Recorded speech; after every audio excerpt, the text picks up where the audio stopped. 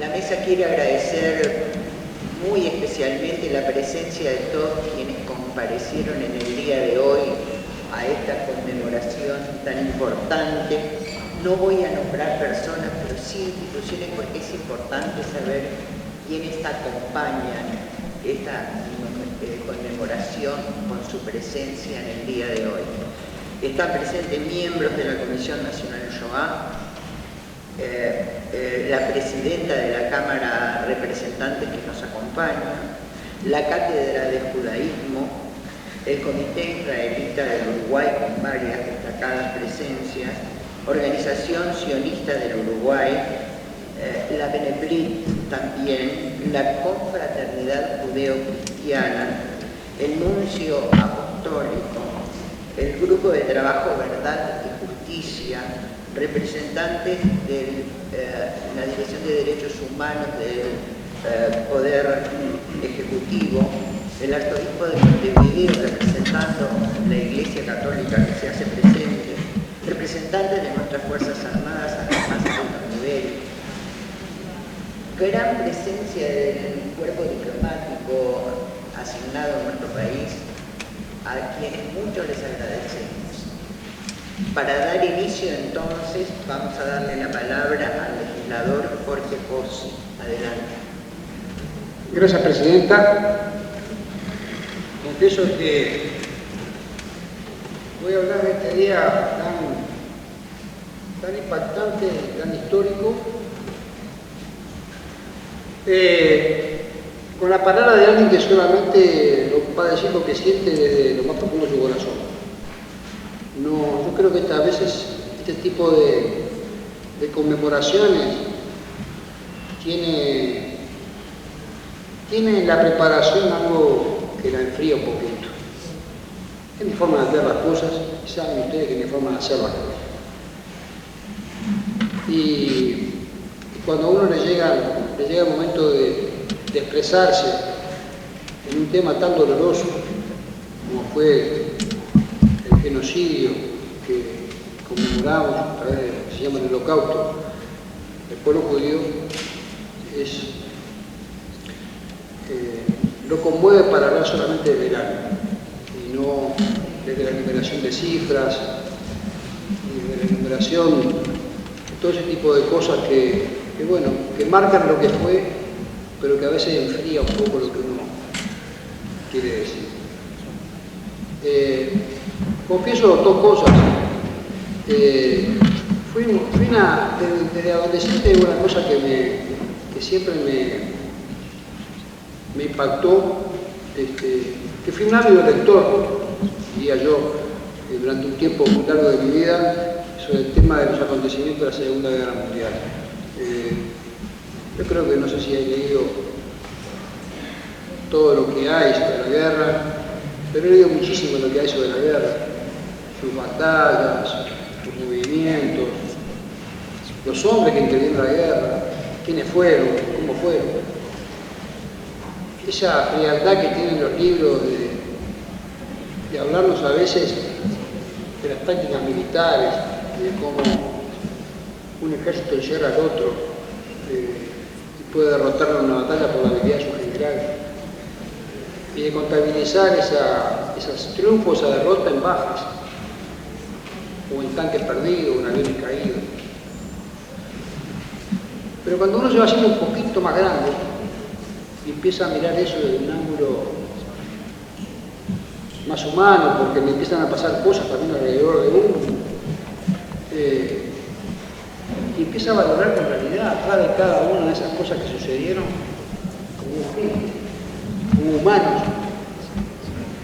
Hubo personas como uno mismo, de otra nacionalidad, que terminaron muertos, que terminaron sus sueños, que terminó toda su vida en ese tipo de movimientos que los libros expresan tan fríamente.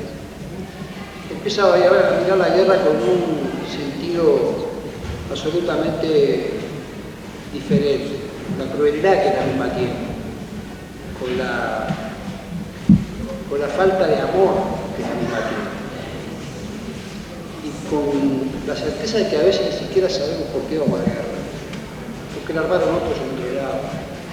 Y allá van los que tienen más remedio que luchar.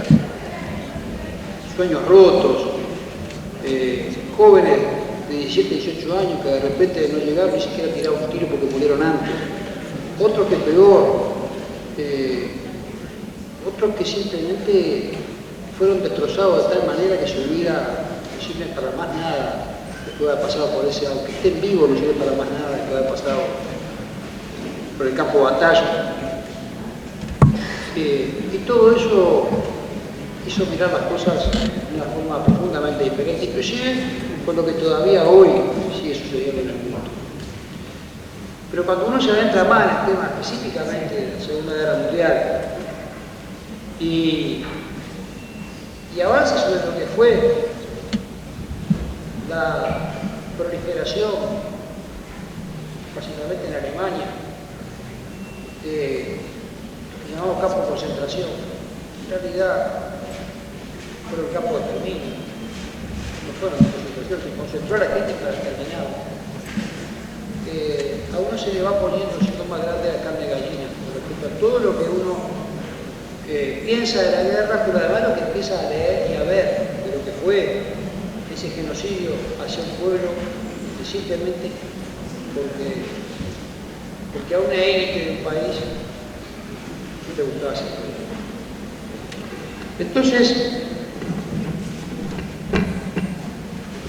uno se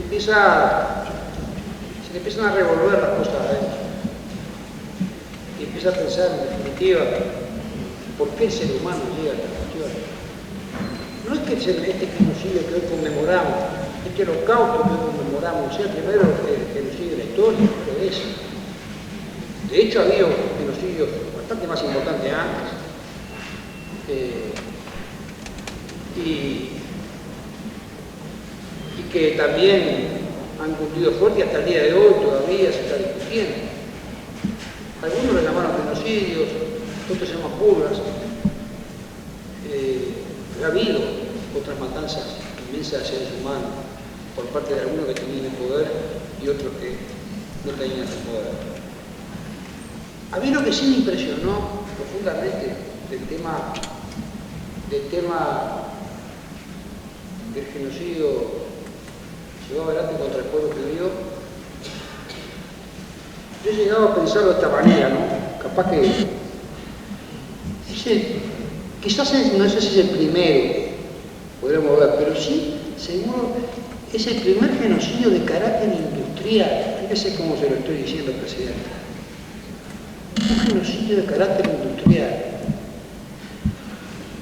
Porque todos sabemos que se llegó a medir la productividad de los campos de concentración alemanes, de los campos de exterminio alemanes. Y yo nunca había tenido una aproximación a esto hasta que un día vi en una serie, no me acuerdo si fue de History Channel o una de esas series de esos canales, una entrevista bastante moderna, creo que en la década del 90, de un ingeniero alemán que se le había conferido la misión de mejorar la productividad de los campos de concentración. Que en definitiva era cómo matar más gente con la menor cantidad de recursos posible, afectando lo menos posible a su propia tropa. Me acuerdo de la entrevista de como de 20-25 minutos y recuerdo una parte central de la entrevista cuando el periodista le pregunta al ingeniero, no recuerdo el nombre del ingeniero, además no lo encontré para... le pregunta, ¿y usted dice no se cuestionó lo que estaba haciendo? Y el hombre le contesta, no, a mí me dieron una orden y yo trabajé para cumplir esa orden. Y en eso fue exitoso porque mejoró la productividad del campo. Entonces, a partir de ahí, fue toda una revolución. Imagínense de lo que estamos hablando. La productividad de la matanza de seres humanos de una raza, sea cual fuera, pero en este caso la raza judía, el pueblo judío, se estaba hablando de la productividad de los campos de concentración, que significaba cómo matar más gente en menos tiempo y con la menor cantidad de recursos. De eso se estaba hablando. Por eso yo digo que fue quizás el primer genocidio de la historia de carácter industrial. Cómo matar gente industrialmente. Eso era lo que había la revolución argentina, presidenta. Porque se llevaba a la gente allí, se le sacaba los valores que tenía, se le clasificaba por aptos o no aptos. A los no aptos inmediatamente pasaban a ser muertos y a los aptos se los llevaba a la situación más primitiva para sacarles todo el jugo que podían hasta que finalmente terminaban siendo muertos allí adentro. Esto es algo que hoy estaba escuchando, estaba viendo una cosa sobre este tema, ¿no?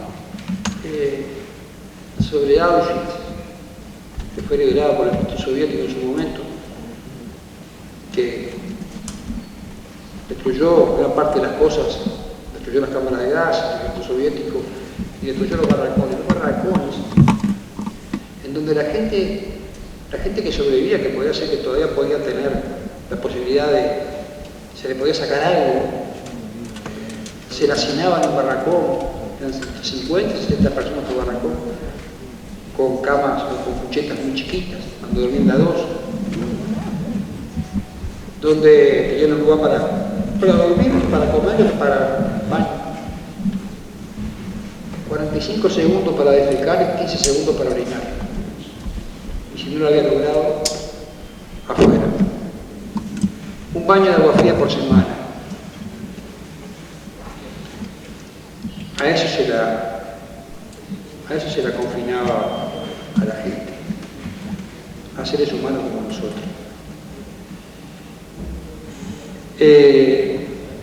La verdad que todo eso, Presidenta, da pavor, todo eso se le pone la carne de gallina a uno cuando tiene que verlo y expresarlo. El sufrimiento de la gente porque otro ser humano con poder la maltrataba por gusto. Todo eso realmente hace que esto que estamos haciendo hoy acá, pero que además se está haciendo hoy, porque no sé por qué los seres humanos ponemos los 10 años, los 20 años, los 25 años como un momento culmine y hay que hacer toda una cosa.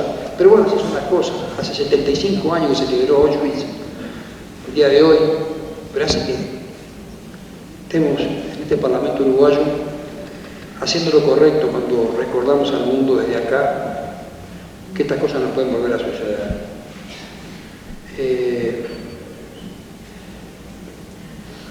Uno tiende a pensar que después de la Segunda Guerra Mundial, pasado algunos otros conflictos importantes que hubieron, afortunadamente el mundo no ha tenido guerras mundiales.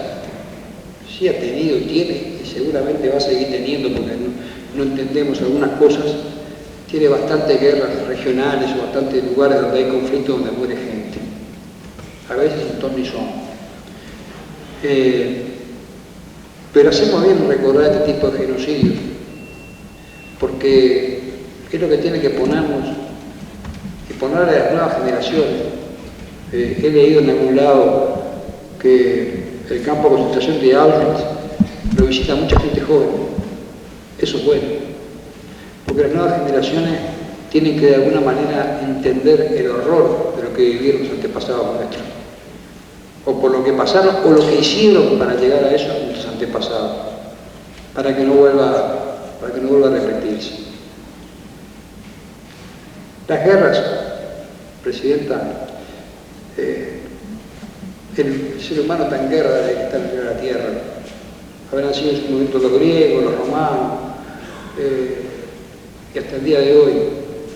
Siempre hay una guerra en algún lado, algunas más grandes y otras más chicas. Y hay la mayor diversidad de causas para poder ir a una guerra. Inclusive algunos van a la guerra por religión. En la época moderna, en la época antigua.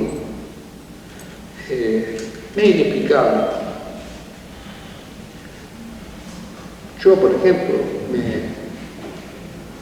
fui criado en la religión católica, la fe católica. Hoy no soy católico, sí soy creyente y sí cristiano.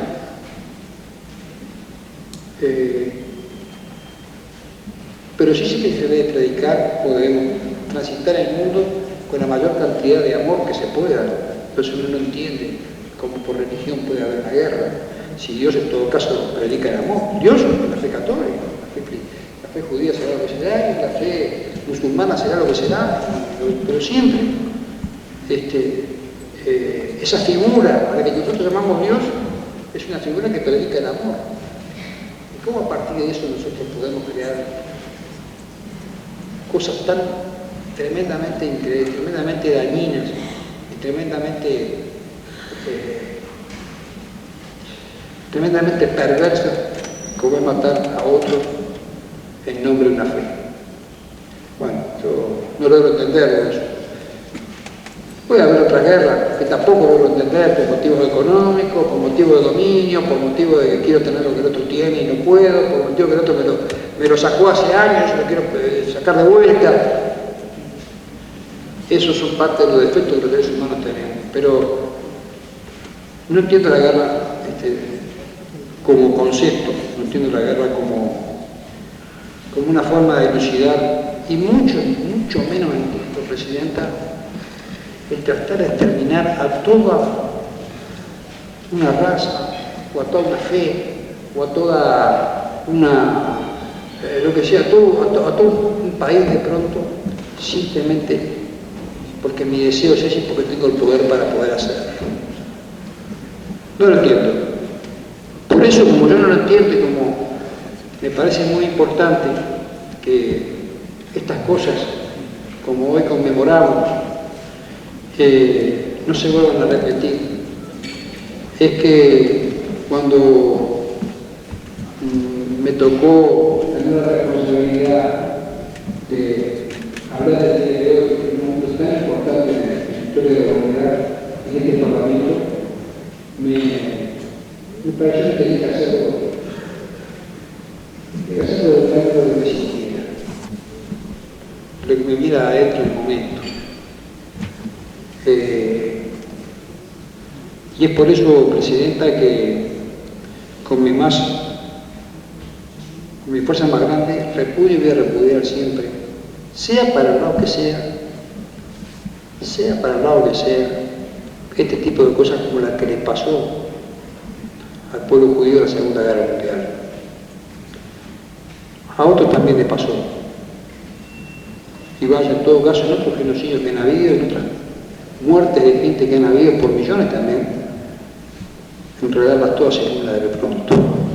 Pero esto que hoy celebramos o que hoy conmemoramos, Presidenta, y que todo el mundo está conmemorando el día de hoy, más que una conmemoración, es una muestra a las generaciones que están y a las generaciones que vienen de que hay que tener cuidado porque, como dijo Einstein, la estupidez humana no tiene límite.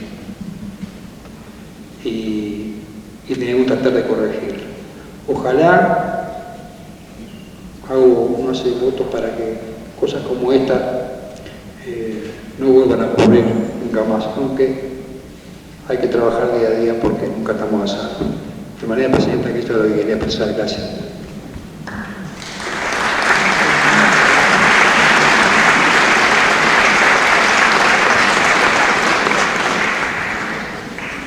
Continuando con la conmemoración, tiene la palabra el legislador Abdala. Muchas gracias, señora Presidenta.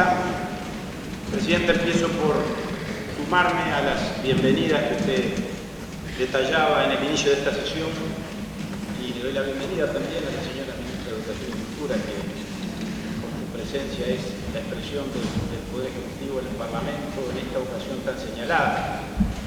Yo creo que el Parlamento uruguayo hace muy bien todos los años con realizar esta conmemoración tiene la buena costumbre, la sana costumbre de llevar adelante este acto, además de la obligación internacional, que sin ninguna duda también la tenemos, en cuanto a conmemorar el horror del Holocausto, que está simbolizado, como todos sabemos, en lo que hoy también se conmemora, que es la caída de ese campo de exterminio llamado Auschwitz, caída de la cual se cumplen también en el día de hoy 75 años, como usted lo señalaba, señora Presidenta. Es un acto de recordación histórica, por supuesto, pero debe ser un acto que tenga el anhelo de proyectarse hacia el futuro. Esta ceremonia se recrea todos los años, se da en el contexto de ese momento, porque lo que importa siempre es que siempre este acto es oportuno, justo, necesario y sin ninguna duda conveniente. Con relación al contexto, yo quiero hacer dos referencias iniciales, señora Presidenta. La primera es de carácter personal y por lo tanto será muy breve, pero me resulta ineludible, y es la circunstancia de que el próximo 15 de febrero se inicia una nueva legislatura. Yo ya no estaré en este Parlamento, por lo tanto quisieron las circunstancias, quiso la providencia, y yo quiero agradecerlo, que esta última intervención que a mí me toca realizar en el Parlamento Nacional esté referida a este tema, que es un tema tan singular, que tanto tiene que ver, por supuesto, con los derechos humanos, con la dignidad de las personas, que tiene que ver con el pasado, por supuesto, pero que sobre todo tiene que ver, y debe tener que ver, con el presente y con el futuro. Por lo tanto, la circunstancia de hablar hoy, una vez más, y tal vez por última vez, en este ámbito en representación de mi Partido Nacional, tiene para mí una significación especial. La segunda referencia, señora Presidenta, que probablemente sea lo que más importa, es la continuidad que el Estado uruguayo y que el Parlamento Nacional exhibe con relación a este asunto. La continuidad y el consenso que se expresa sin duda en la expresión del conjunto de los partidos políticos que aquí estamos representados. En cuanto a la interpretación de los hechos, por supuesto, que eso no es decir mucho, porque la verdad histórica es incuestionable, está allí a la vista de quien la quiera ver y de quien no quiera verla también, pero sobre todo la actitud política y espiritual de los partidos políticos uruguayos en el sentido de condenar lo que con relación a esto hay que condenar, y no solo condenarlo, sino además condenarlo con la frecuencia y con la periodicidad y con el énfasis con el que todos los partidos, sin distinción, sin ninguna duda, realizamos. Y creo que los discursos que se expresen en la mañana de hoy, señora Presidenta, eso quedará sin duda elocuentemente de manifiesto. La resolución 60/7 yo creo que es una resolución bienvenida, la que nos obliga a realizar este acto, la que obliga a que esta conmemoración se lleve a cabo a lo largo y ancho del mundo, pero es una resolución considerablemente tardía. Las Naciones Unidas han demostrado a lo largo del tiempo con relación a este tema, y yo diría con relación a otros genocidios, una cierta pereza, una cierta actitud lenta en cuanto a los reflejos. Ha pasado y sigue pasando con relación al genocidio armenio. Pasó con relación a una infame resolución que en algún momento equiparó o pretendió equiparar el sionismo con el racismo. Pero más allá de eso, yo creo que esta resolución está bien, viene a llenar un vacío, repito, aunque hubiéramos pretendido o nos hubiera gustado que se hubiera dictado con bastante anticipación. Y creo que lo medular de lo que la resolución contiene, más allá por supuesto de la evocación de los hechos, más allá de poner de manifiesto el relato de los acontecimientos dramáticos que estamos conmemorando, es la sustancia en cuanto al rechazo y a la prohibición del negacionismo.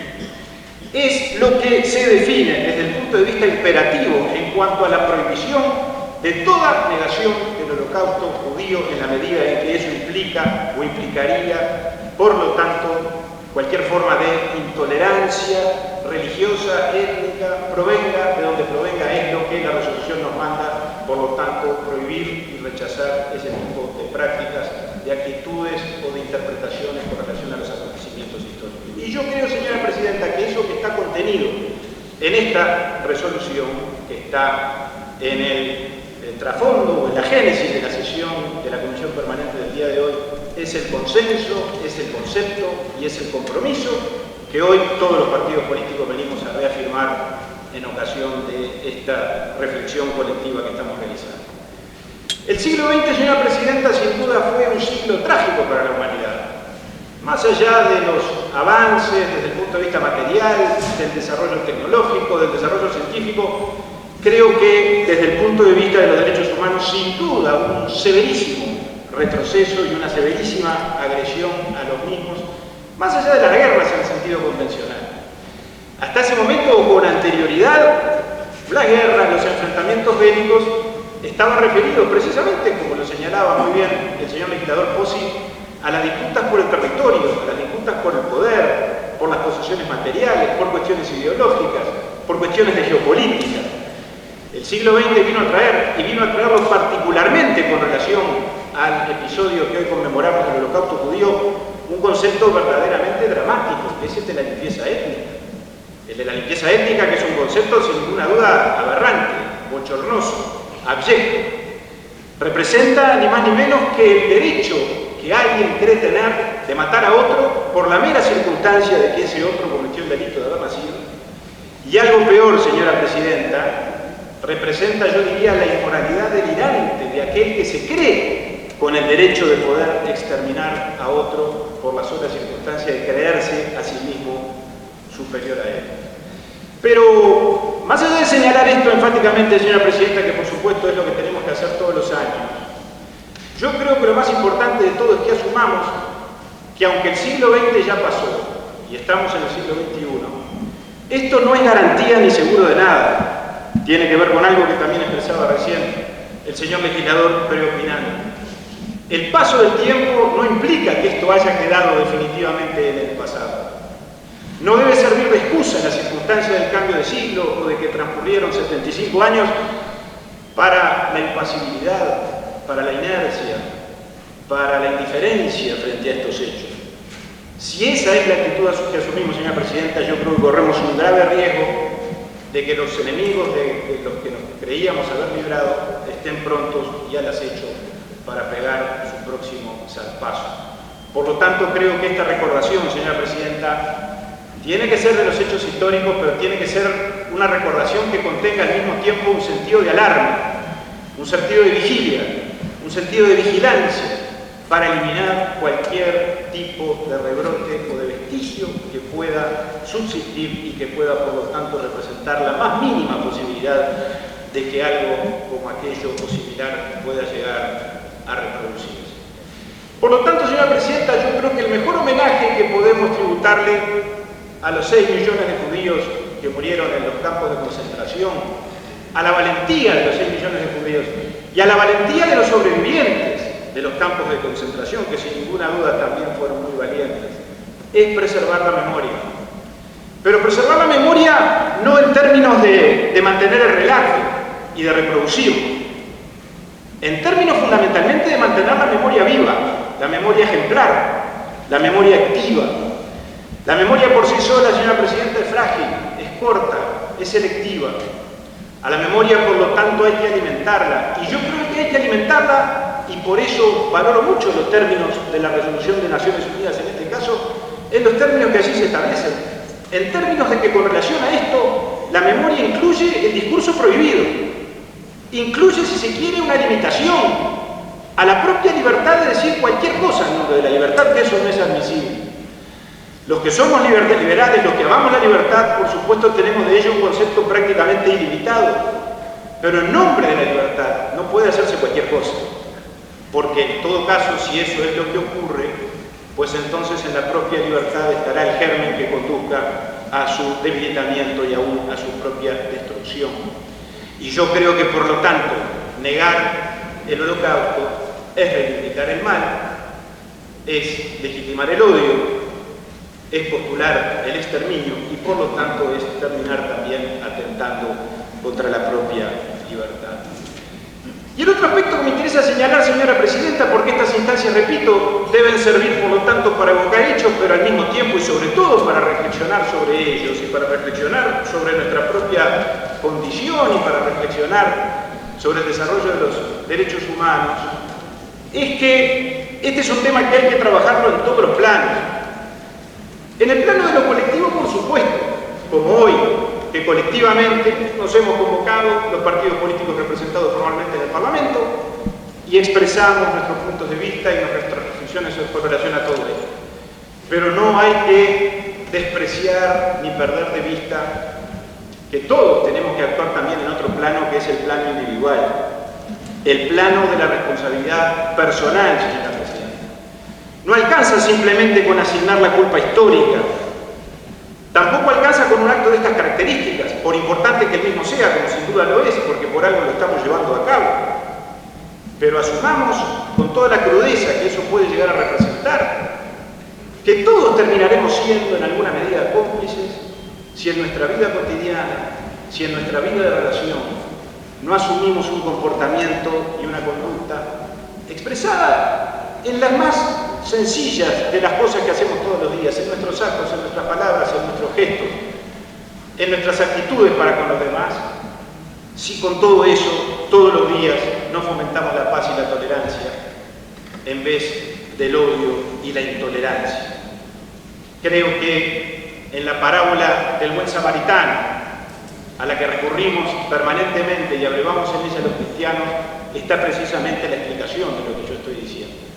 La necesidad de amar al prójimo como a uno mismo, la necesidad de distanciarnos, según el Antiguo Testamento, del comportamiento de Caín, que cuando fue preguntado por Dios con relación a su hermano Abel, no asumió la debida responsabilidad por él.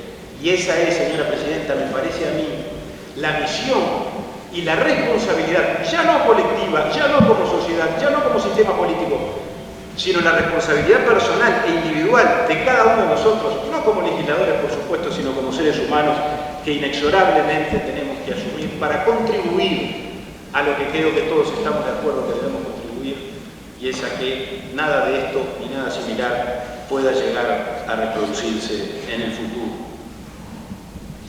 De más está decir, señora Presidenta, que es menester también, y yendo al plano de la acción de gobierno, a que haya con relación a estos temas una política de derechos humanos que sea, por supuesto, una política de Estado, que esté en el centro de las políticas públicas, que tenga un particular apego por el derecho internacional de los derechos humanos, que haga real y efectivo el cumplimiento del artículo 72 de la Constitución Nacional, de esa joya de nuestro derecho constitucional, en cuanto a que rigen en toda su extensión las garantías y los derechos que derivan de la forma republicana de gobierno y de la personalidad humana, más allá de que no tengan previsión legal o de que no tengan reglamentación. Pero lo más importante de todo, señora Presidenta, una política de derechos humanos que recoja el consenso de la sociedad en el sentido de que los derechos humanos no tienen etnia, no tienen raza, no tienen religión, no tienen color político, no reconocen de derechas ni de izquierdas, y en tal caso, ocurran donde ocurran las violaciones a los derechos humanos, las torturas, las vejaciones, las matanzas, lo que corresponde es, por lo tanto, condenar y condenar sin ambajes esas conductas cuando las mismas acontezcan. De la mano de esto, señora Presidenta, por supuesto que va otro deber que todos tenemos como integrantes de la sociedad, y particularmente los que integramos y nos enorgullecemos de integrar el sistema político, la necesidad de cuidar la democracia. La democracia es, fue y seguirá siendo el único antídoto contra las tentaciones totalitarias, con todas sus imperfecciones, con todas sus debilidades, con todas sus limitaciones. Pero creo que tenemos que tener presente, aquí sí, yendo al repaso de los hechos, que el Holocausto fue la desembocadura de un proceso. No se pasa del blanco al negro repentinamente. Y todos sabemos muy bien que los hechos históricos indican que Hitler empezó por eliminar el pluralismo, siguió por restringir las libertades, después prohibió la prensa libre, confundió el Estado nazi, el Estado con el partido nazi, generando un régimen de partido único y anulando, por lo tanto, la disidencia y el derecho de los demás a pensar diferente. Y por esa vía fue entonces preparando lo que él mismo y el régimen que representaba calificó como la solución final. Por eso mismo, señora Presidenta, es que todos, del primer ciudadano al último, tenemos el impostergable deber de cuidar la democracia, de regarla, todos los días como si fuera una planta a la cual, si no regamos y mantenemos, corremos el serio riesgo de que termine marchitándose. Por eso está muy bien este acto, señora Presidenta, por eso están muy bien los actos que a lo largo del día de hoy, que son muchos y por suerte se van a llevar a cabo. Creo que está muy bien que se hagan actos en el Uruguay como se hacen actos en el mundo entero, en el propio lugar de los hechos. Está previsto que en Polonia, el territorio de Auschwitz, se realice una conmemoración a la que todos estaremos atentos en el día de hoy. Por eso estuvo muy bien la cumbre de líderes mundiales que tuvo lugar en Jerusalén la semana pasada y que concitó o convocó la presencia de más de 40 jefes de Estado. Pero insisto, todo eso está muy bien, pero sin duda estará mucho mejor si no reunimos cada uno de nosotros a la misión que individualmente tenemos que cumplir, que es la de la actitud espiritual en cuanto a fomentar la paz, la tolerancia y la vida pacífica en la sociedad. Para terminar, señora Presidenta, hay un libro que yo creo que es de esos libros que no pueden dejar de leerse, que se llama Un grito por la vida, de Jill Rahman, sobreviviente del campo de concentración de Treblinka. Allí Rahman cuenta dramáticamente, realmente es alarmante y es impactante leer las páginas del libro y por lo tanto los sucesos que va desgranando en cuanto a lo que fue su experiencia personal en ese campo de concentración, cuando por ejemplo, entre otras cosas, le obligaban a cortarle el pelo a los compatriotas, a sus compatriotas, que minutos después iban a ser ingresados a la cámara de gas. Y yo creo que lo más maravilloso de ese libro es el nombre.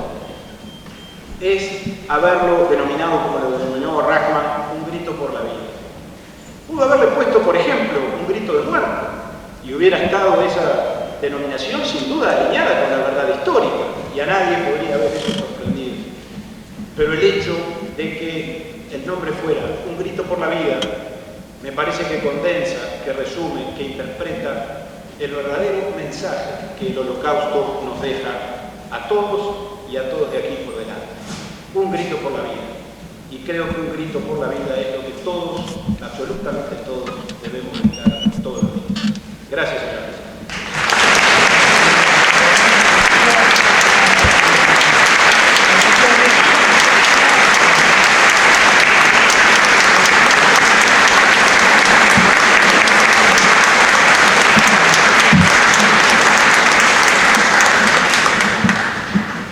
Continuando la conmemoración, tiene la palabra la legisladora Lazo.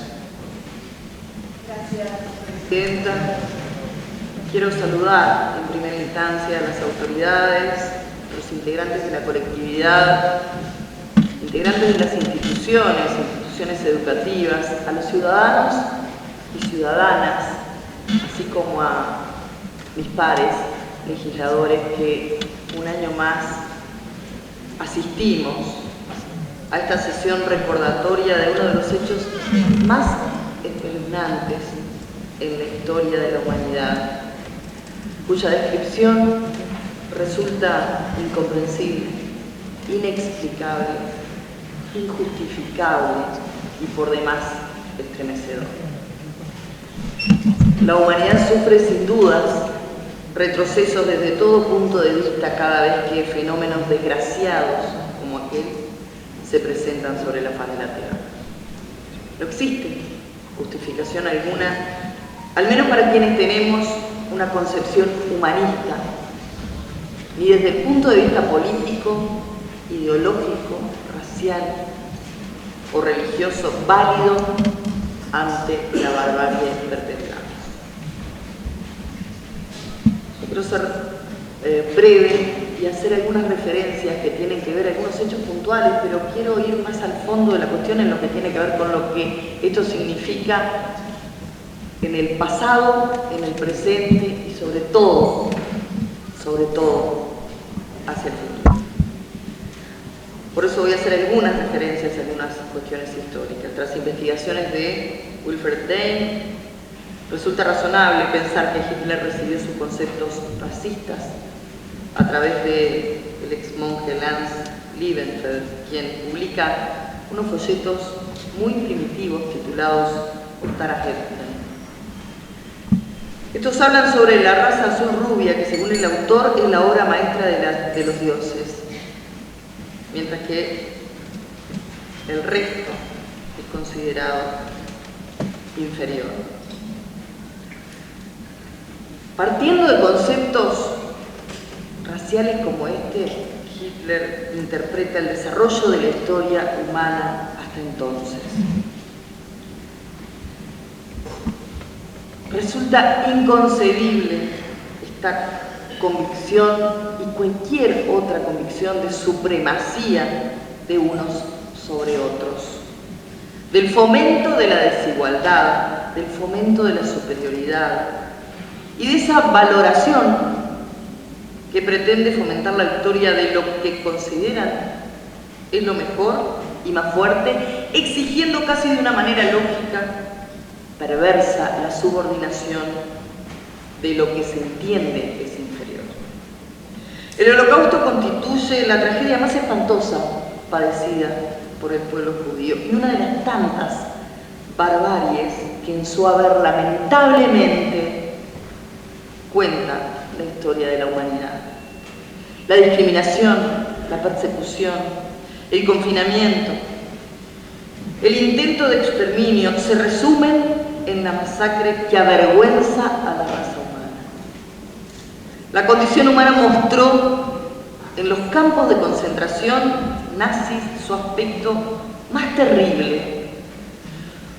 Hubo y hay quienes llegan al extremo de negar la existencia de los hechos históricos, en una suerte de juego macabro del pensamiento que va del delirio de la barbarie al delirio mismo de la negación de la existencia. La magnitud de aquellos trágicos hechos debe ser un llamado permanente, como se dijo en estas salas, a la reflexión. Debe siempre tornarse en denuncia y debe tornarse una oposición militante a que hechos similares se lleven adelante hacia cualquier otro colectivo humano. Cualquier esbozo de intento de masacre fría, planificada, a escala industrial de inocentes, debe generar la condena. La planificación de cualquier exterminio, de cosificación de cualquier ser humano por el mero hecho de encarnar la diferencia es y representa una confesión macabra. Pero también tenemos que reconocer que el genocidio fue el resultado no solamente de esto, sino de la trágica confluencia de factores sociohistóricos, condiciones colectivas que evidencian serias conmociones económicas y políticas. Muy brevemente hago referencia a algunos de estos hechos. En 1939 los nazis invadieron el país vecino de Polonia y con ese acto inicia oficialmente la Segunda Guerra Mundial.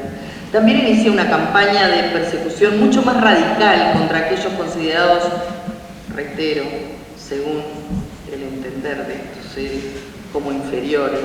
Un concepto que no solo abarcaba a la población judía, sino a los gitanos, a los discapacitados, a los testigos de Jehová, por poner algún ejemplo, a los homosexuales y a los comunistas. Fue en ese mismo año, en la zona invadida de Polonia, cuando se establece el primer gueto. Señora Presidenta, hay algunas cosas y algunos testimonios que tuvimos el honor de escuchar que realmente son estremecedores. El Museo Memorial del Holocausto en Estados Unidos estima que al menos 800.000 personas murieron dentro de los guetos entre el 39 y el 45, debido a las pobres condiciones sanitarias y a la falta de alimentos. Sin embargo, la campaña de exterminio nazi comienza en el 41, cuando Hitler emprende también su operación Barbarroja, con la cual se planea la invasión de la Unión Soviética en su momento, de la mano de escuadrones que realizaban asesinatos masivos a medida que los nazis iban ganando terreno. El Holocausto fue el asesinato masivo de millones de personas a manos del régimen nazi durante la Segunda Guerra Mundial, que se desarrolló entre el 39 y el 45. La población judía fue el principal objetivo de los nazis. Y se estima que 2 de cada 3 judíos europeos murieron durante esta campaña extra.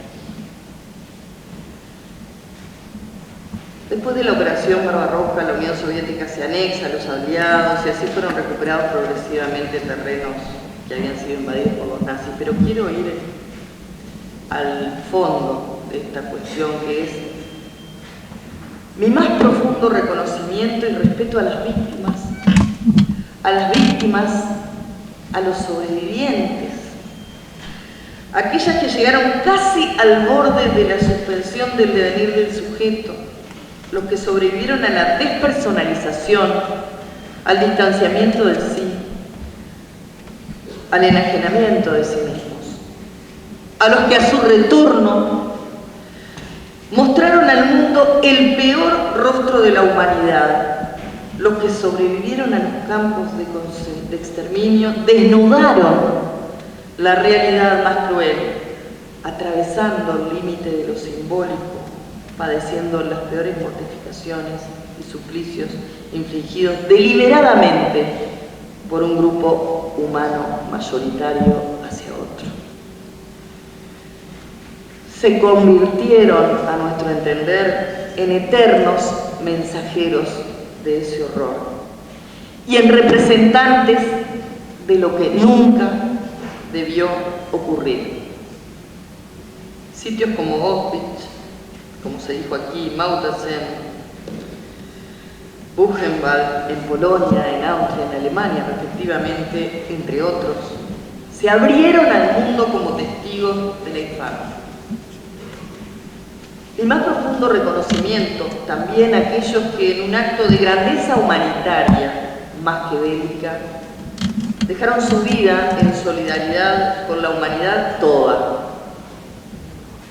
A las bajas militares, de población militar y civil del ejército aliado.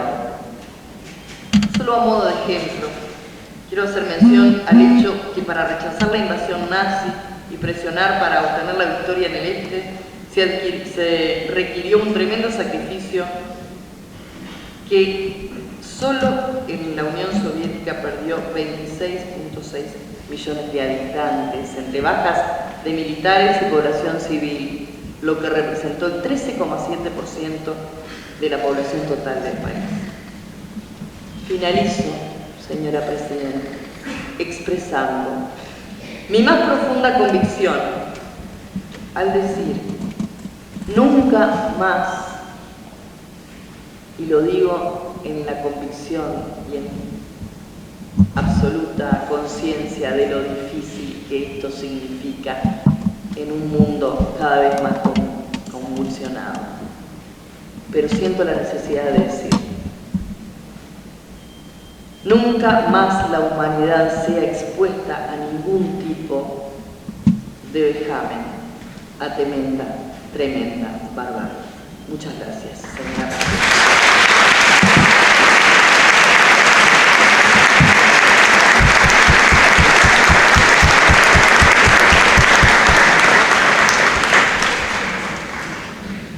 Continuando con la conmemoración, tiene ahora la palabra el legislador Pedro Bolaver.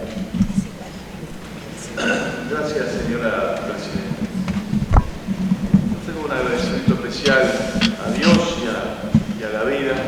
Esta seguramente será la última sesión de esta legislatura. No creo que se vuelva a citar a la Comisión Permanente ni al Senado de la República. Después de 10 años trabajando aquí, creo que hay que dar agradecimiento de poder tener esta última expresión de nuestro pensamiento, de lo que creemos, no solamente en la conmemoración en memoria de las víctimas del Holocausto, en la oportunidad de memoria, sino sobre todo la oportunidad de volver a señalar los principios en los que creemos y el rumbo que debe seguir nuestro país.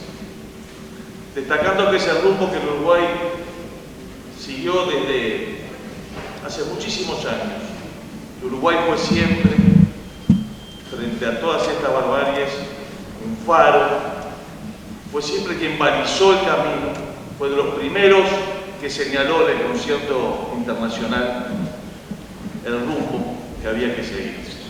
Y lo hizo cuando había oscuridad, y lo hizo cuando muchos tenían miedo o lo criticaban. De ahí ese agradecimiento. Lo primero que hay que preguntarse es por qué conmemorar este 27 de enero de 1945, cuando entraron las tropas soviéticas a Auschwitz y encontraron 7.000 y pocos sobrevivientes de cientos de miles de millones que no habían podido sobrevivir. ¿Por qué recordar como la resolución de las Naciones Unidas dispone? Quizás porque, como le sucedió al ejército norteamericano, liderado por el general Eisenhower, héroe de Normandía, llegó a los campos nazis de exterminio, el general Eisenhower ordenó a las tropas y a los prisioneros desfilar delante de esos campos de exterminio. Porque, dijo en ese momento, sostenía en ese momento Eisenhower, quizás algún día habría que dar testimonio. Parecía imposible en ese momento, ante esa barbarie, que tanto horror, que tanto barbarie fuera no ya negada, olvidada, y los hizo desfilar. En diciembre del 2006, en Teherán, el IPI se organizó un congreso sobre el Holocausto. En realidad organizó un congreso sobre la negación del Holocausto. El señor Ahmadinejad anunció en ese momento la pronta desaparición de Israel y la duda sobre la existencia de la Shoah. Al principio lo justificaba, hoy lo niegan, lo quieren borrar. Me permito señalar, y obviamente no le voy a enfrentar la plana a las Naciones Unidas y menos a la Comisión Permanente, es mejor hablar de Shoah que de Holocausto, como me repite un gran amigo mío a cada rato. Holocausto es una especie de ofrenda a un Dios quemada de sacrificio, consumida por el fuego. En cambio, Shoah es cataclismo destructivo. Y eso es lo que fue un cataclismo destructivo. Y a la Shoah algunos todavía la niegan y otros todavía matan. Y mientras tanto el terrorismo avanza. El pueblo judío ha sido perseguido a lo largo de la historia, a veces por su religión, y hay que condenarlo. A veces por sus ideologías políticas, y hay que condenarlo. Pero siendo terrible que se persiga a alguien por su religión y sus ideologías políticas, quizás lo peor de todo es que se los persigan por sus condiciones de seres humanos. El término antisemitismo señala a los judíos como miembros de un grupo racial único y no como personas que denotan una fe determinada o pertenecen a una nación diferente. Ese término fue introducido en 1870 y todo lo que vino después ya lo conocemos. Pero es bueno recordarlo para que queden grabados a fuego estos nombres. La noche de los cristales rotos, Varsovia, el gueto judío, Auschwitz, la terrible conferencia de Wannsee, la cámara de gas, los 37 campos de exterminio, como Sobibor, Dachau, Flossenbürg, Bergen-Belsen, Buchenwald, Treblinka, millones de muertos, los trenes de la muerte, el Ernstfest, Himmler, Mengele. Debemos recordar lo que Winston Churchill llamó el mayor y más horrendo crimen de la historia de la humanidad. Parece increíble, ¿no? No ya que no se quiera recordar, sino que se niegue el holocausto de la Shoah. Por eso el acierto de esta sesión, señora Presidenta, y el acierto de las Naciones Unidas en establecer esta fecha como el Día de Recuerdo de la Shoah, que enfrenta hoy ya no los problemas del pasado, de la negación o de la publicidad, sino los nuevos desafíos de la comunicación, de las redes informáticas. Por suerte, la democracia liberal ha sabido enfrentar a favor de esa libertad del ser humano, de su pensamiento, todas estas manipulaciones. Y ha sabido enfrentarla con el instrumento más grande que posee, la libertad, la opinión, la comunicación. Por eso que hoy lo quieren negar, porque no tienen argumentos para justificar la Shoah, la barbarie que cometieron. Y fue sin lugar a dudas el liberalismo político el mejor instrumento para enfrentar a estos autócratas que intentaron estrangular la libertad desde fuera, que se llevaron millones de vidas. No es ninguna novedad la propaganda y la manipulación. Ayer era la repetición, ayer era la publicidad nazi, hoy son otros medios.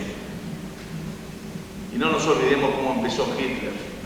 En 1919 entró a un local, hizo un discurso, nadie le prestó atención, gritaba, no lo escuchaban hasta que de pronto habló contra los judíos. Y vio que algunos se iban y otros se quedaban. Y al captar el interés sucedió todo lo que vino después. Al comienzo eran unos poquitos. Después todos sabemos lo que pasó. El otro día leía que Israel va a destinar, señora presidenta, varias decenas de millones de euros para combatir la violencia de género. Tanto que hablamos en el Uruguay, sin lugar a dudas, porque es un problema serio que tenemos sobre la violencia de género. Pero cuando vemos a Israel rodeado de tantos países en los cuales se lapidan a los homosexuales, en los cuales se golpea a la mujer como algo que está permitido, se la mata, se la lapida, se le tiran piedras. Cuando se le imponen determinadas conductas, algunas que ni siquiera pueden manejar un auto. Y le exigimos a Israel un nivel de respeto, de derechos, nos olvidamos lo que pasa alrededor. Que lo hace, que los tiene. Hace no mucho un soldado israelí se extralimitó, fue sometido al tribunal correspondiente y condenado. ¿Qué diferencia? ¿Qué diferencia para un Estado de derecho democrático combatir a quienes no lo son? Porque Israel es la frontera, la trinchera de esos valores y principios y esos derechos en los que todos creemos en la civilización occidental. Israel es eso. Quizás a veces no nos damos cuenta, pero está ahí. Es un Estado de derecho combatiendo contra aquellos que no respetan el derecho. Representa nuestros valores, los valores de la civilización occidental forjada en la tradición judía de la igualdad de la tabla de la ley, la cristiana de la piedad, la griega de la racionalidad y la romana de la organización para la supervivencia. Combina todo eso y da un hándicap porque enfrenta a los fundamentalismos, a los terrorismos, siendo un Estado de derecho, siendo una democracia, y está ahí, en esa frontera, representándonos a todos. Por eso es bueno que 40 líderes mundiales se hayan reunido en Jerusalén. Por eso es bueno que se defiendan esos principios, que se señalen la coincidencia con esos principios. Y si defendemos acá en el Uruguay como hay que defender los derechos de la mujer, los derechos a no ser discriminados, los derechos de los homosexuales, no podemos mirar para otro lado cuando en otros países y en otros lugares se lapidan, se persiguen y se matan de la forma que se hace. No puede ser que por motivo de alianzas ideológicas o políticas nada se diga de estas otras barbaridades.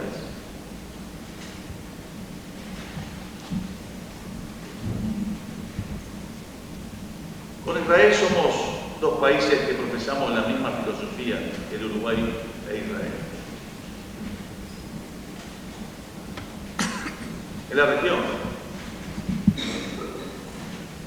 Y pese a eso la amenaza está. Aquí cerca, cruzando el río, mataron a un fiscal que se había animado a investigar qué había pasado con el memorándum ese famoso que tendía a ocultar la verdad sobre lo que había sucedido en los terribles atentados contra la comunidad judía en Buenos Aires. Y se reconoció que había sido un homicidio y ahora se vuelve a negar y la verdad que no se avanza.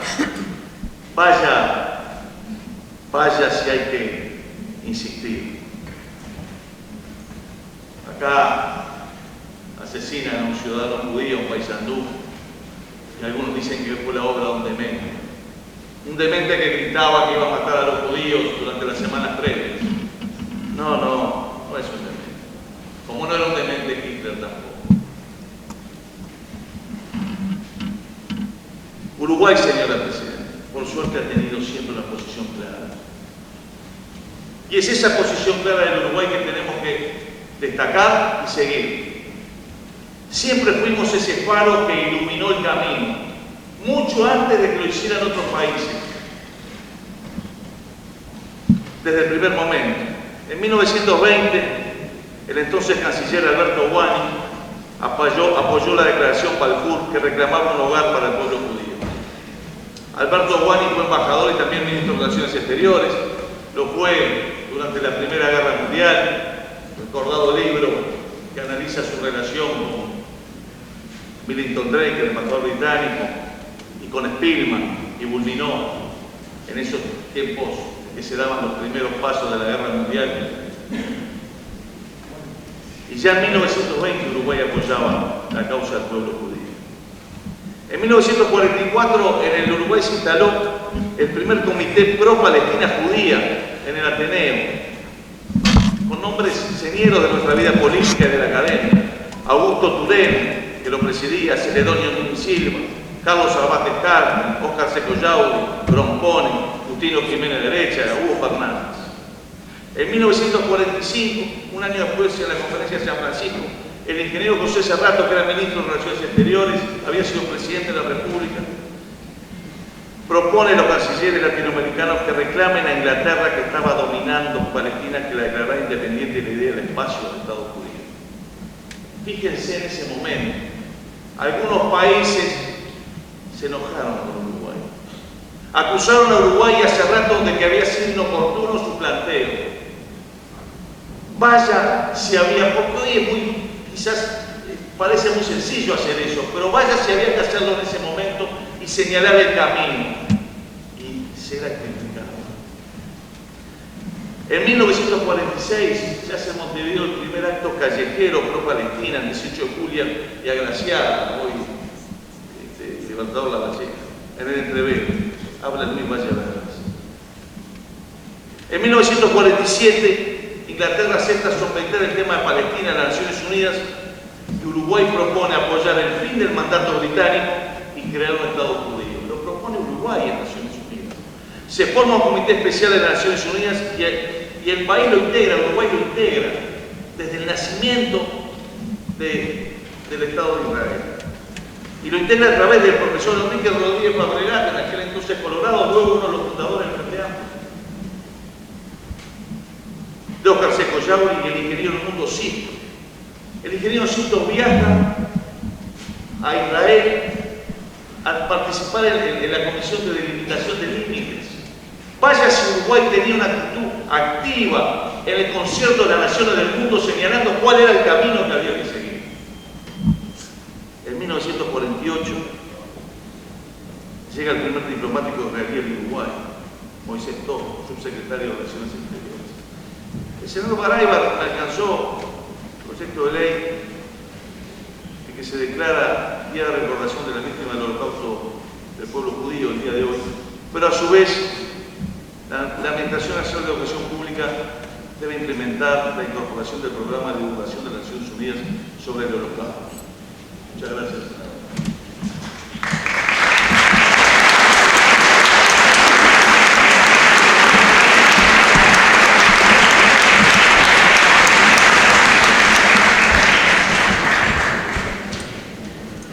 Pero hablar es muy lindo. Que lo aplaudan a uno es lindo también, senador Rodríguez. Pero lo más importante es actuar. Lo más importante es señalar las cosas claramente. Hoy tenemos que volver a ser claros, seguir siendo claros, decir fuertemente de qué lado estamos, desde los que condenamos la discriminación, el genocidio, la persecución. Es que, como decía Zygmunt Bauman, la Shoah no fue un episodio exclusivo del pueblo hebreo. La Shoah no debe agotar su significado en un conjunto de patologías y taras sufridas por sus ejecutores. Acá no hay locura, sino una opción política e ideológica muy elaborada. La explicación de que hubo un conjunto de locos gobernando el mundo minimiza el sufrimiento de las personas y también nuestra inteligencia. No nos permite elaborar nunca más y lo reduce meramente a un eslogan. E implica un reduccionismo histórico que no podemos permitir. Por más duro que parezca y aunque sea reconocible para nuestra esencia humana. Es un tema ideológico, no psiquiátrico. Y lo digo porque ante algún atentado o asesinato que hubo acá, alguno esbozó la teoría psiquiátrica. No. Y es un atentado, sí, contra el pueblo hebreo, pero es un atentado contra la humanidad entera. Está el lado adecuado, hoy es conmemorar, sí, es hablar, sí, como lo hacemos, pero también actuar. Y no se puede equiparar una respuesta a un ataque de un grupo terrorista como si fuera un genocidio, como livianamente se hizo hace unos años en nuestro país. No se puede sostener que el asesinato de ese ciudadano fue la obra de un loco. Pero lo más importante, seguir el camino de Guani, de Cerrato, de Valleverdes, de Seco Yauli, de Rodríguez Fabregat, de Sisto, es hacer algo más. Es hacer algo más también del reconocimiento del Estado de Israel. Uruguay fue el primer país en Latinoamérica en reconocerlo, cuarto en el mundo. Vaya si nuestros mayores nos legaron ese camino, señalaban al mundo entero cuál era el camino. Hoy el camino es trasladar la embajada uruguaya a Jerusalén. Eso no hay ninguna duda.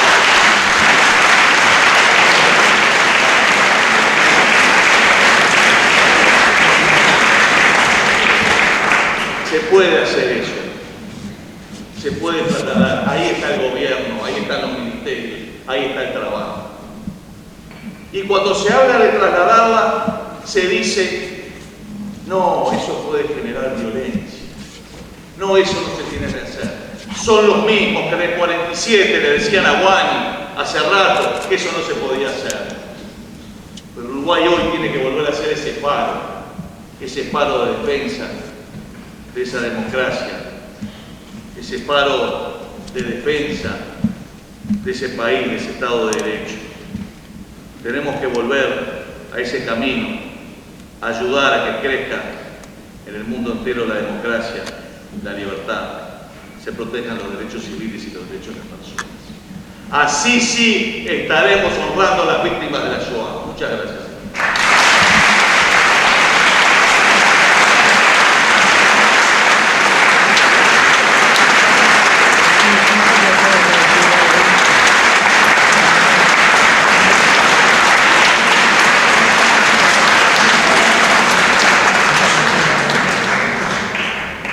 Continuando con la conmemoración, tiene la palabra el legislador Goñi.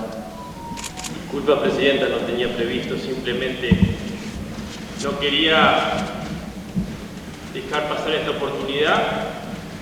Por supuesto, habíamos definido que fuera un legislador por cada partido y así muy bien lo han hecho.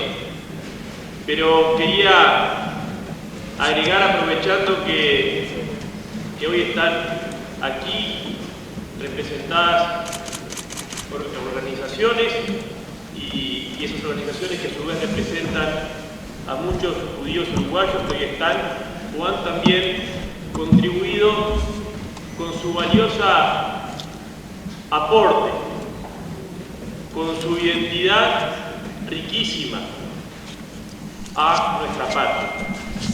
Y también, como se mencionaba aquí, algunos deberes que tenemos en este Parlamento para con el pueblo judío en el Uruguay. Hemos tomado el compromiso, ante una sugerencia del rabino Max Godet, de que en esta legislatura podamos también aprobar un día de Yom Kippur, día de perdón, un día libre, para que esa identidad pueda ser también reconocida explícitamente, no solamente celebrada como bien se merecen los judíos, los ciudadanos judíos en Uruguay, sino también que la sociedad uruguaya toda, en clave de una laicidad positiva y un pluralismo auténtico, que no solamente condene este tipo de actos, toda acción antisemita en este caso, o toda acción discriminatoria, sino también que dé un pasito más y reconozca el enorme valor de esta identidad judía que el Uruguay tanto ha recibido y tanto bien le hace recordar, pero sobre todo reconocer explícitamente en el hoy y en el futuro del país. Gracias.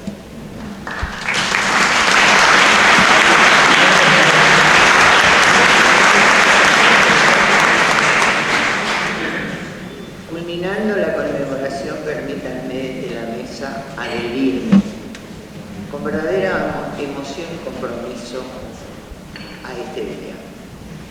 También quiere la circunstancia que hoy sea tal vez la última vez que yo tenga la oportunidad de hablar como parlamentaria, ya que estamos en el retiro de la actividad parlamentaria. Y es un honor para mí presidir en este cuerpo, a quien tanto amo y respeto, una sesión que tiene el contenido ético que tiene la que estamos conmemorando hoy.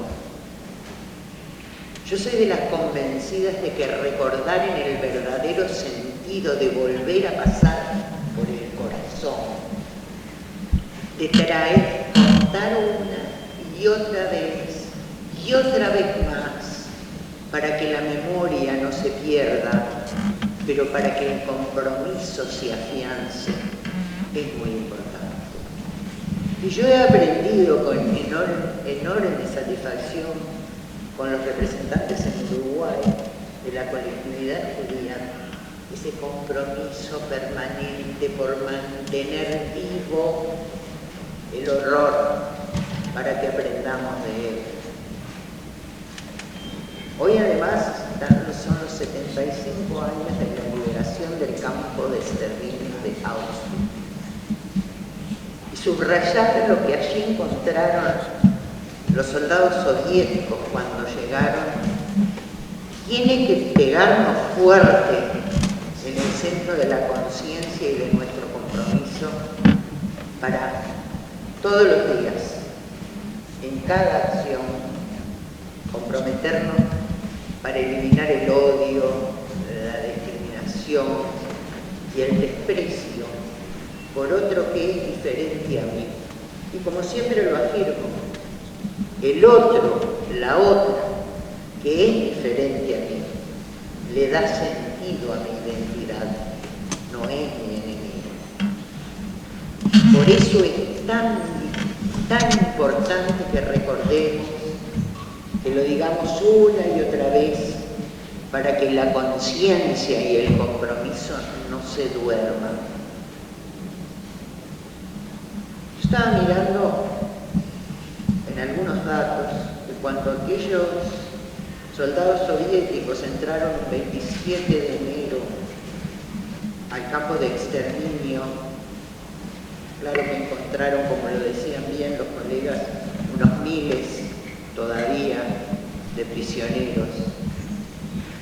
Pero quiero mover la fibra más dolorosa.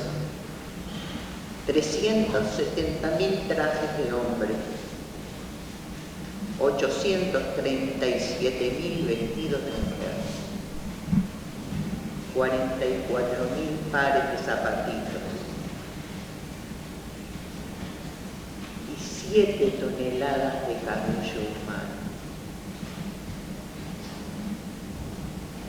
Es un oprobio para la humanidad recordar estas cosas. Y hoy voy solo a releer un párrafo de la brillante intervención que el secretario general de Naciones Unidas, Antonio Guterres, tuvo. Porque creo que no estamos en un contexto fácil. Y él lo dice muy bien. El resurgimiento, dice Guterres, del odio en los últimos años, desde el extremismo violento hasta los ataques a los lugares de culto, demuestra que el antisemitismo y otras formas de intolerancia religiosa, el racismo y los prejuicios siguen estando muy presentes entre nosotros. Después de 75 años, los neonazis y los supremacistas blancos están resurgiendo. Y creo que esta conmemoración debe servir también para prender una luz de alarma, porque de nosotros dependerá, tanto como países, como partidos políticos que estamos representados acá, como individuos integrantes de nuestro país, el compromiso que mientras exista el odio, debe existir la absoluta determinación por la lucha por una sociedad inclusiva, democrática y de paz, en donde todos y todas tengamos la posibilidad de una vida digna. Muchas gracias.